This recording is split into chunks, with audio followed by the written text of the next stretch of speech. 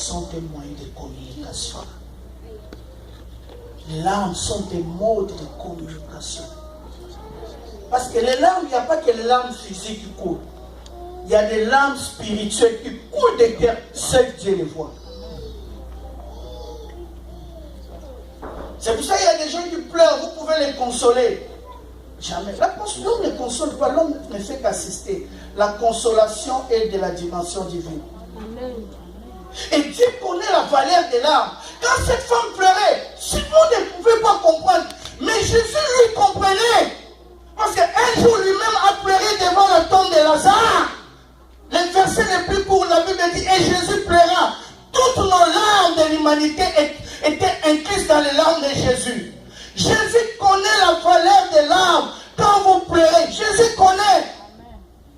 La Bible nous parle de la valeur des larmes. Quand vous voyez l'Ancien Testament, David a pleuré. La Bible dit, quand il a perdu son fils Absalom, il a pleuré. Joseph a pleuré plus de 3 fois. La première fois, quand il a vu ses frères, il a pleuré en cachette. La deuxième fois, quand il a vu Benjamin, il a pleuré en cachette. Et la troisième fois, il a pleuré aussi au vu de tout le monde. Que dire de Néhémie et Esdras qui ont pleuré devant les temples? Que dire de la maman biologique de Jésus qui a pleuré devant la crucifixion? Que dire de Marthe et Marie qui ont pleuré à la mort de leurs frères? Je suis en train de voir cette femme, Anne pleurait, mais les larmes ne coulaient pas d'une manière physique. Les larmes coulaient intérieurement de son cœur à cause de manque d'enfants. Elle venait tous les jours dans le temple et disait, Seigneur, Seigneur, Seigneur, si tu peux. On disait, mais cette femme est livrée. Non, c'est la douleur de mon cœur. Il y a des cris dans le cœur, dans le cœur. Oh Dieu, exauce une femme qui pleure, qui attend un enfant, oh Dieu. Seigneur, exauce un homme qui pleure dans son cœur pour la conversion des membres de famille. Dieu entend les cris, Dieu voit les larmes invisibles. Et il a un mouchoir pour les essuyer. Il a des promesses. Les mains de Dieu entrent dans les cœurs. Oh Dieu, exauce. Oh Dieu, exauce cette personne qui prie pour la conversion des membres de sa famille. Oh Dieu, écoute les cris des cœurs. 50 ans de mariage sans enfant. La femme pleure. Les hommes ne comprennent pas la douleur. Seul Dieu comprend. Parce que c'est un moyen de communication. Quand tes larmes coulent, c'est un langage qui parle à Dieu. Dieu, exauce.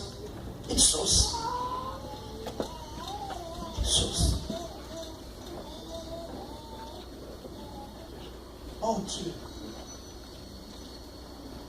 Les larmes qui coulent. Cette femme a dit, si je peux seulement toucher. Dans Jean 12, la Bible dit, cette femme a fait 12 ans. Elle a dépensé tout ce qu'elle avait. Économiquement, socialement, elle était bannie de la société. Parce que ça coulait. Imaginez une femme pendant sa période, 3 à 4 jours, ça la met mal à l'aise. Pendant 12 ans, quelle souffrance.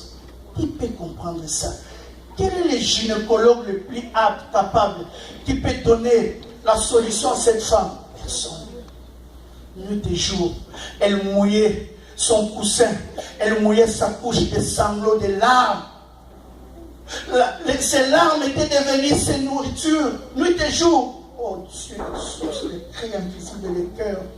Exauce les gens qui pleurent. Dieu voit et Dieu entend. Si vous ne pouvez pas comprendre, parce que Jésus est le créateur, Jésus connaît la valeur qu'il y a dans les larmes. Parce que dans les larmes, il y a même des protéines. Des choses qui font que tu puisses vivre ta destinée d'une manière particulière. Oh Dieu.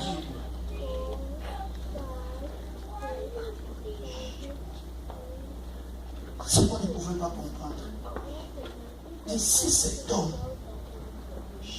la femme ne s'arrête pas là. Une femme qui vient d'accepter le Seigneur. Bien aimé, les choses de Dieu, on n'a pas besoin de faire longtemps. Elle vient de rencontrer Jésus, elle se consacre. On n'a pas besoin de faire 10 ans pour se consacrer à Dieu, non. Elle fait couler ses larmes sur les pieds de Jésus. Mais il n'a pas de mouchoir pour essuyer les larmes. Écoutez, les pieds de Jésus sont debout. Parce qu'il y avait de la poussière, il portait des sandales. Et il n'y avait pas assez d'eau. La quantité de larmes n'était pas suffisante pour laver tous les pieds. Et de sorte qu'il y a eu de la saleté qui était restée sur les pieds de Jésus. Il fallait lever la saleté sur les pieds du maître. Elle n'a pas de serviette. Parce qu'il y a une femme qui n'est pas invitée dans la maison de Simon. Elle n'a pas non plus de serviette dessus. Mais comment elle va faire? Elle regarde la chose que j'ai la plus précieuse, ma chevelure. Elle se rabaisse. Parce que la chevelure, c'est la chose la plus haute. Elle se rabaisse aux choses les plus basses du pied. Elle est sûre. Quelle marque! Ça, là, Dieu ne résiste pas. Dieu dit, cette femme a touché mon cœur. Parce que ça, c'est l'expression de l'adoration. Vous savez, l'intimité. La chevelure pour une femme, c'est la personnalité. Elle a sali sa personnalité. Elle a dit, peu importe ma personnalité, les choses intimes, les choses qui ont de la valeur. Jésus est plus que ce que j'ai. Elle souffre. Écoutez ceci. En Israël, dans la ville de Nain, quand tu es une femme célibataire, on nouait les cheveux en haut. Seules les femmes qui étaient déjà dans une relation pouvaient laisser cette femme. Or, cette femme n'avait aucune relation, elle était prostituée. Mais pour s'accommoder à la société, elle devait laisser ses cheveux noués. Mais quand arrive ce Jésus, quelle révélation! La Bible ne dit pas tout. Elle dénoue ses cheveux. Elle ouvre ses tresses. Je commence à le suivre. Là, Jésus dit, cette femme a compris. Cette femme a compris. C'est ce que j'ai besoin. L'heure vient et elle est déjà venue. Où les vrais adorateurs adoreront le Père en esprit, en vérité. Parce que c'est un problème de cœur, ce n'est pas un problème de parole. Les choses, c'est une des expressions de l'adoration. L'adoration, c'est avoir un cœur qui contacte Dieu, un cœur qui craint Dieu. Quand elle a fait ça, Jésus dit, elle s'est abaissée. Quelle intimité. La chose que j'ai, la chose la plus valeureuse, je la jette pour Jésus. La chevelure. Elle prend sa personnalité. Jésus, regarde, je viens comme je suis. Il y a des gens qui viennent à l'église, qui font des prières juridiques. Oh, Jésus entendu, Jésus voyant, Jésus étant donné, Jésus tu comprends. Tu commences à expliquer Dieu. Avant que tu t'expliques, Dieu comprend tout. Oh, Jésus, tu vois. Les gens qui sont plus juridiques, plus intelligents, qui parlent bien que Dieu. Non, tu comprends, c'est pas ça. Non. Les choses ne marchent pas comme ça. Je m'abandonne un peu. Regarde ma vie, regarde mon intimité. Je suis sale, je ne peux rien. Elle fait la repentance. Elle a fait toutes les prières. La prière du salut, la prière de repentance, la prière de consécration, l'adoration. Quelle femme! Quel prix elle a payé pour aller loin avec Dieu.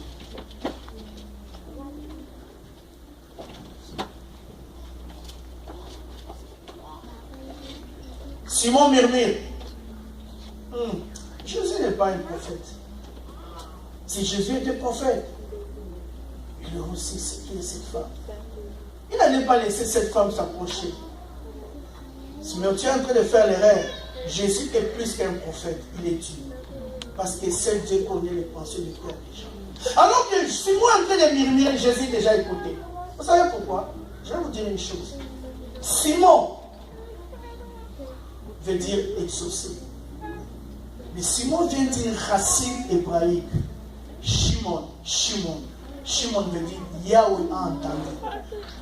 Ce qu'on appelle aussi Sham dans l'hébreu, écouter, entendre. Par rapport à son nom, déjà il est. Yahweh a entendu. Simon, et j'aime parfois l'ironie de Jésus. Il dit Simon, j'ai quelque chose à te dire. Simon croyait que Jésus allait lui dire, mais Simon, qui a invité cette femme? Simon, j'ai quelque chose à te dire. Oui, maître. Simon, un créancier avait deux débiteurs, deux personnes qui lui devaient de l'argent. La première lui devait $500. Je crois que c'était les derniers. Les derniers, c'était le salaire journalier d'un ouvrier agricole. Mais je mets dans notre contexte pour avoir une bonne compréhension. La première personne lui devait $500. La deuxième personne devait donner $50. Il dit à Simon, mais étant donné qu'ils étaient incapables de rembourser l'argent, de payer la dette, le créancier a fermé la dette. Il a dit non, j'efface la dette. Alors Simon, dis-moi,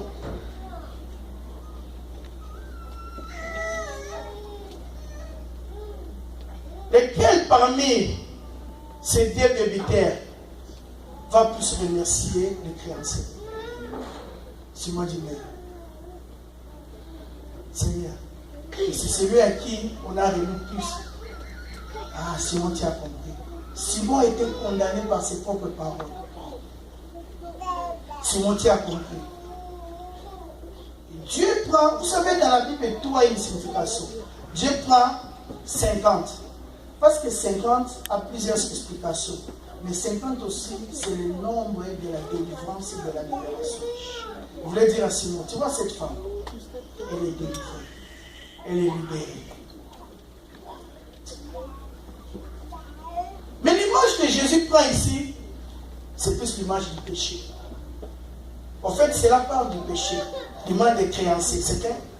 C'est un exemple pour parler comment l'humanité, comment l'homme a péché, comment toi tu as péché, moi j'ai péché, et nous avions une dette, personne ne pouvait la payer. Seul Dieu pouvait payer cette dette. Et Jésus dit, moi je suis le créancier. Dites-nous, est-ce que Jésus était obligé de payer la dette pour nous? Non. Mais lui était sans péché, mais il l'a fait. Et nous lui devons beaucoup. Voilà pourquoi notre consécration doit couler. À cause de cela, il y a des choses que je peux faire, mais quand je pense, j'ai dit Seigneur, s'il te plaît, non pas ma volonté, mais ta volonté. Parce que tu as remis ma dette. Et Simon, tu ne comprends pas. Elle a fait beaucoup de dégâts. Et je lui ai remis la dette.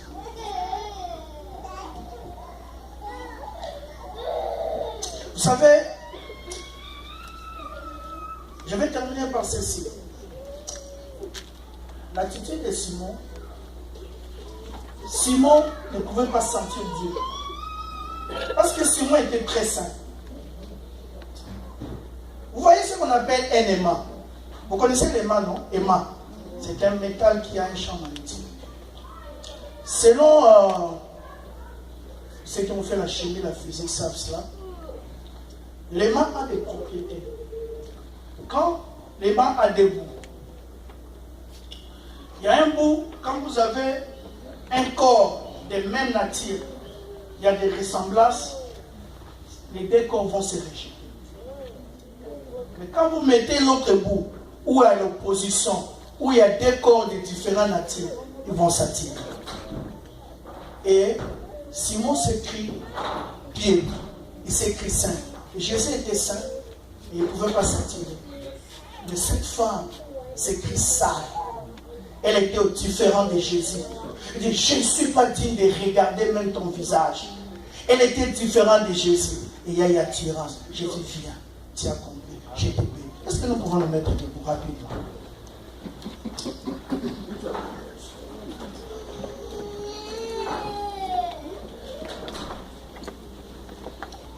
Les amis de la chorale avance rapidement, nous allons prier pendant quelques minutes.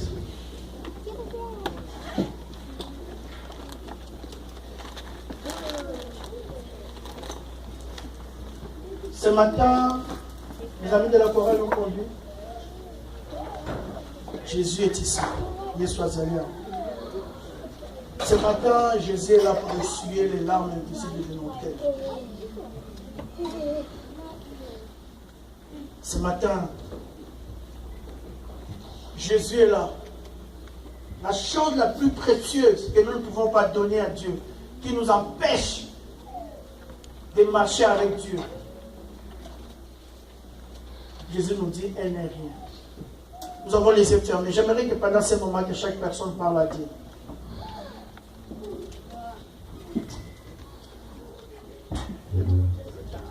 Nangamba Ejipito mobile, Nangamba Israela polegimie, Bisika Yesu zae, Polenangai, Sanduko Bibeko, Tewa Bile, Ekeko Pambola, Obrende Dobe. Chez les Égyptiens, il y a l'obscurité. Et chez les Israéliens, il y a la lumière. Là où Jésus est, on le reconnaît.